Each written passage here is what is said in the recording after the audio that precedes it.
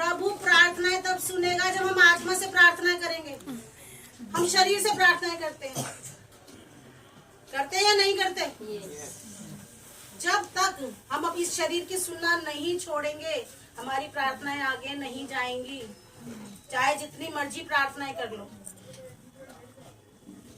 इस शरीर को डांटना शुरू कर दो, क्योंकि शरीर हमारी नहीं चलने देता, क्योंकि शरीर पाप करता है।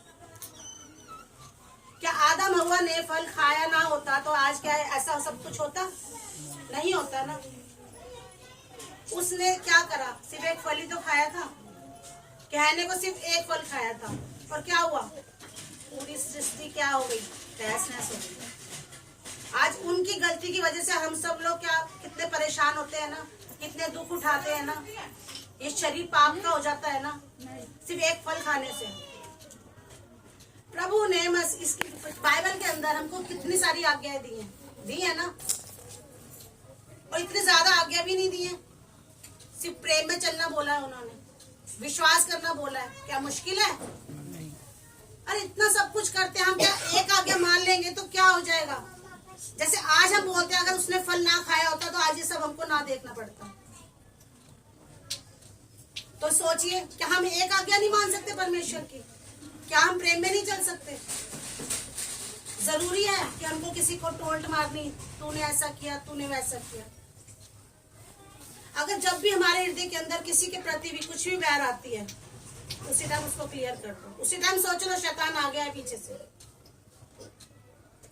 अगर आदम ने हव्वा ने समझ लिया होता उस टाइम कि ये प्रभु ऐसा नहीं कर सकता, ये सब शैतान का कार्य है, लेकिन उन्होंने नहीं समझा, नहीं समझ आई उनको, क्योंकि उसने शैतान ने उनका दिमाग बिल्कुल जाम कर दिया था, सोचने की शक्ति खत्म कर दी थी। ऐसी वो हमारे साथ करता है, हमारी सोचने की शक्ति बिल्कुल खत्म कर देता है वो। जहां जरा सा लगता है ना तुम्हारे हृदय में कुछ आ गया, समझ लो आ गया है वो। हम पढ़े लिखे हैं, समझदार हैं, हमें समझ आती है ना। किसी के प्रति कोई बैर ना रखो अपने हृदय के अंदर। हम अपने शरीर के हम अपने शरीर के मालिक हैं, हम बॉस है उसके, वो हमारा बॉस नहीं है। क्या हमारा शरीर हमारा बॉस है? हम उस पर ऑर्डर चलाएंगे, वो क्यों चलाएगा हम पे ऑर्डर? आपका शरीर जब भी आपको बोले ना, आपको कोई कुछ कहता है तो आपका शरीर अंदर से बोलेगा दे उसको जवाब। नहीं, तेरी नहीं चलेगी, मेरी चलेगी। सोचो, परमेश्वर की संतान है, परमेश्वर की। संसार किसकी संतान है? शैतान की। जो संसार में रहते हैं किसकी संतान है? शैतान की। तभी तो उसकी पूजा करते हैं, घंटियां बजाते हैं। आज सुबह ही मैं न्यूज देख रही थी, मैं नहीं देख रही थी, मेरी देरानी ने मुझे बताया। मैं कहा मैं न्यूज नहीं देखती। कहती न्यू ईयर पे वैष्णो देवी पे दर्शन करने गए थे, पता नहीं कितने लोग मर गए, वहां बर्फ से फिसल गए। फिर मैंने उनको बोला, मैं कहा धन्यवाद प्रभु जी, तूने ऐसा हमारे को कुछ आज्ञा नहीं दे रखी। हम तो जहाँ बैठते हैं वहीं शुरू हो जाते हैं। अरे अपना घर छोड़ के, अपना इस मंदिर को छोड़ के वहां वैष्णो देवी गए हैं, कितने लोग मर गए वहां पर। सोचो, मेरे मुंह से सीधा यही निकला, मैं कहा शैतान बाज नहीं आएगा। कब की बात है? मैं कहा ले गया, कल की आज भी है। आज नया साल था। तो हम लोगों को थोड़ा परमेश्वर हमको वैसे नहीं डराना चाहता, लेकिन परमेश्वर ने अपने वचन में बोला ना कि परमेश्वर का भय मानो। क्या होता है परमेश्वर का भय? दीदी ने उस दिन बताया था, एक स्वर्ग तुम्हारे साथ साथ रहते हैं, परमेश्वर हमारे भीतर रहता है, थोड़ा सा उसका भय मानो। कुछ भी गलत बोलने से पहले उसका भय मानो। वो सुन रहा है, अंदर है हमारे, और अगर वो हमारे अंदर है तो हम ऐसी बातें कुछ नहीं करेंगे ना, करेंगे? बहुत ध्यान रखना है। ये अंतिम दिन चल रहे हैं, अंतिम दिन। जब हम यहाँ से ऊपर चले जाएंगे उसके बाद कुछ नहीं होने वाला। उस दिन उसकी धनवान की और उसकी कहानी सुनाई थी, कौन किसने सुनी थी? धनवान मनुष्य की कहानी सुनाई थी ना उस दिन मैंने, लाजर की धनवान मनुष्य की कहानी सुनाई थी ना। उसमें क्या हुआ था? वो धनवान ऐसे लाजर उनके अगर आया था कि मेरे को कुछ भी मिल जाए, उनका जूता भी अगर मेरे को खाने को मिल जाए तो मैं वो भी खा लूँगा, पर उसने उसको डांट के भगा दिया था कि मैं कुछ नहीं दूंगा। फिर लास्ट में उसको नरक में जाना पड़ा। जब वो दोनों मर जाते हैं तो दोनों नरक में दोनों ऊपर चले जाते हैं। लेकिन जो लाजर होता है उसका दोबारा जन्म हो जाता है, वो अब्राहम की गोद में चला जाता है। लेकिन जो धनवान होता है ना, वो वहां पर बैठकर देख रहा होता है। स्वर्ग में जाकर देख भी सकते हैं, सुन भी सकते हैं, बोल भी सकते हैं, लेकिन और कुछ नहीं कर सकते।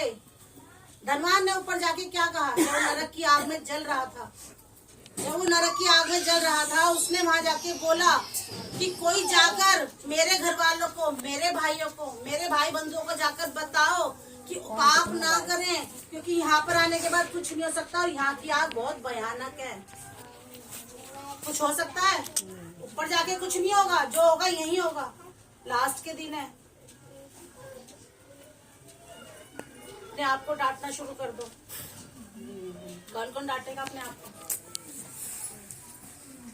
परमेश्वर का प्यार मानो। परमेश्वर बहुत दयालु है। क्यों चीख चीख के हमको रोज सिखाता है वो? क्योंकि वो हमसे प्रेम करता है। कितना प्रेम, अपना इकलौता पुत्र हमारे लिए दे दिया है ना। हमारे लिए क्या खुशखबरी है कि हम धर्मी हैं, हमें चुन लिया गया है। हम अपनी मर्जी से कोई नहीं आया, हम सबको उसने चुना है। परमेश्वर ने अपने वचन में कहा है, तुमने मुझे नहीं, मैंने तुम्हें चुना है और नियुक्त किया है, ताकि तुम लोग फल लेकर आओ और वो फल तुम में बना रहे। किसी भी पेड़ को देखते हो, उसको कैसे पहचानोगे किस चीज का पेड़ है? उसके फल से, उसके फल से है ना। हम कैसे पहचाने जाएंगे कि हम धर्मी हैं? वो फल हम में नजर भी तो आने चाहिए ना। यस। बाहर निकलते ही उससे लड़ेंगे, कौन सा फल? कौन सा फल? कोई फल नहीं। बहुत ध्यान रखो अपनी इस, जो परमेश्वर ने इतने सुंदर हमारे को इतना धर्मी बनाया, हमें चुन चुन के निकाला इस भीड़ के अंदर से, है ना। अपना बहुत ध्यान रखो। जो हम पाप करते हैं उससे हम बिल्कुल नीचे आ जाते हैं। नीचे कहाँ? नीचे क्या है? नर्क। शैतान का घर है नीचे। शैतान कहाँ रहता है? नर्क में। परमेश्वर कहाँ रहता है? ऊपर। जब हम धर्मी होते हैं, जब हम अच्छे अच्छे काम करते हैं, तो हम ऊंचे उसके साथ चढ़ाए जाते हैं, आमेन। है ना।